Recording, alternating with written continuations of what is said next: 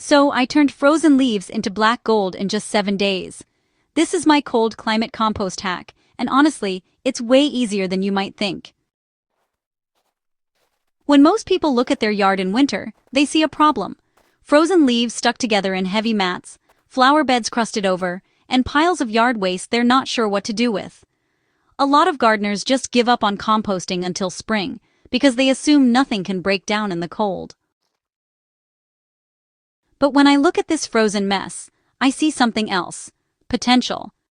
In this video, I'm going to show you exactly how I took a pile of frozen leaves in the middle of winter and turned it into rich, dark, garden-ready material in just 7 days. Yes, even with below-freezing temperatures. And by the end, you'll know how to do the same thing in your own yard with materials you probably already have. Before we jump into the steps, let's talk about why winter composting even matters. Your garden may look dormant on the surface, but underneath, the soil is still alive. Microbes, fungi, and earthworms slow down, but they don't disappear. That makes winter an excellent time to rebuild soil quietly, so that when spring arrives, your plants can take off. The problem is that most gardeners either bag up their leaves, burn them, or leave them sitting in heavy wet piles that compact the soil and block air and water. That's a double loss. You're throwing away free organic matter, and you're starving your soil going into spring. What I'm going to show you flips that around. We're going to turn those frozen leaves into nutrient-rich, biologically active material you can use right now as winter mulch, or save for planting season. Here's the simple science behind this. Decomposition doesn't stop in winter, it just slows down. The microbes that break down organic matter behave a lot like we do. When it's cold, they move slower and eat less. But they don't shut down completely. To keep working, they need 3 things: smaller pieces of material, a source of quick energy, and a way to stay a little warmer in the center of the pile. So let me show you what I'm using. The main ingredient is a big pile of frozen leaves, oak, maple, whatever you have. Snow-covered, crusty, or frozen solid is totally fine. For my greens, I'm using used coffee grounds, vegetable and fruit scraps, and a bit of partially finished compost to inoculate the pile with extra microbes. For structure and insulation, I'm adding shredded cardboard and brown paper. And to hold in heat, I'm covering everything with a tarp, but you can use any thick covering. So, in terms of materials, aim for roughly 70% leaves and 30% greens by volume.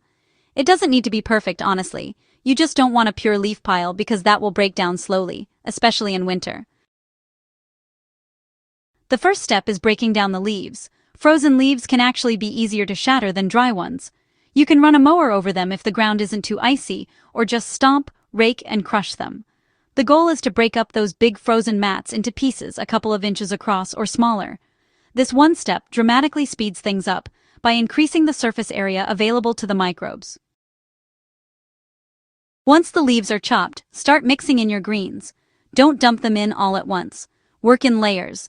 Chopped leaves, a sprinkle of coffee grounds, and kitchen scraps, then mix. Keep repeating that until everything is combined. This ensures nitrogen is spread evenly throughout the pile so the microbes have food everywhere. Real quick, if you're enjoying this so far, go ahead and hit that like button and subscribe to the channel. It really helps us grow and allows us to continue providing great gardening tips for you. And now, back to it. Now it's time to build the actual winter compost pile. Think of it as constructing a tiny insulated home for the microbes. If you're building directly on soil, start with a base layer, cardboard, brown paper, or even a few inches of finished compost. This helps prevent the cold ground from sucking heat out of the pile. Add a thick layer of your leaf and greens mix on top, then a thin layer of shredded cardboard or brown paper. That cardboard helps soak up moisture and traps little pockets of air, which keeps the pile from going anaerobic and helps retain warmth. Keep building layers, leaf mix, cardboard, leaf mix, cardboard, until you've used everything. Press it down gently as you go. You want it snug but still airy inside. In winter, taller is better. A short pile loses heat quickly, but a pile at least 2 to 3 feet tall will hold warmth in the center much more effectively.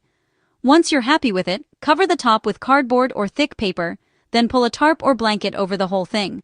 This is the compost's winter jacket. If you live in a windy area, weigh it down so it doesn't blow away. Now, the big question. Does anything actually happen in a week when it's freezing outside? Yes, just not on day one. At first the whole pile will be cold, and if you dig in the center, it'll still look frozen. That's normal. But over the next few days, the center of the pile starts to wake up. If you have a compost thermometer, poke it into the middle around day 3 or 4. You'll likely notice it's warmer than the surrounding air. That means the microbes are working. They're softening the leaves, digesting the greens, and producing a little heat as a byproduct. By day 7, you'll see a real difference. When you uncover the pile and dig into the middle, you won't find finished compost, but you will find that the frozen block of leaves has transformed into dark, crumbly, partially decomposed material. It may even be steaming if the air is cold enough. This semi-finished material is incredibly useful in winter. I think of it as living soil food.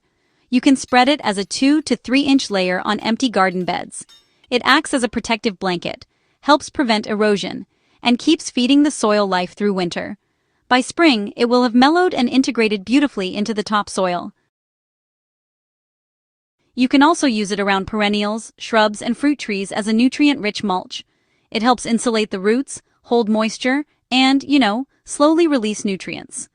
If you'd rather not use it yet, you can move it into a bin or compost bay to finish breaking down. By the time spring arrives, you'll already be ahead of the game while everyone else is just beginning their yard cleanup.